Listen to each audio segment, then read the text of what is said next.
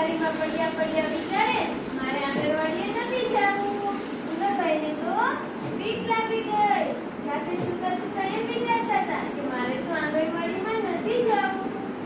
પછી એમ વિચારતો હતો કે મેં બેન કેવા હશે, મારી સાથે રમશે કે નહીં રમે. રાતે સૂતા સૂતા એવું વિચારતા હતા. પછી ઉંદરભાઈએ બીજે દિવસે જોયું ને તો બધા છોકરા તો આંગણવાડીમાં જતા હતા. એ જોઈને ઉંદરભાઈ પણ છાના માના આંગણવાડીએ ગયા.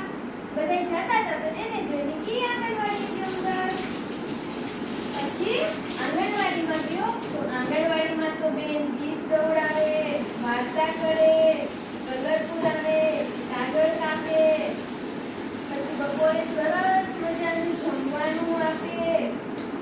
પછી ઉંદરભાઈને નાસ્તો આપ્યો. ઉંદરભાઈ તો રાજી રાજી થઈ ગયા. બહેન બધાને હાથ ગવડાવે, પછી રમત રમાડે.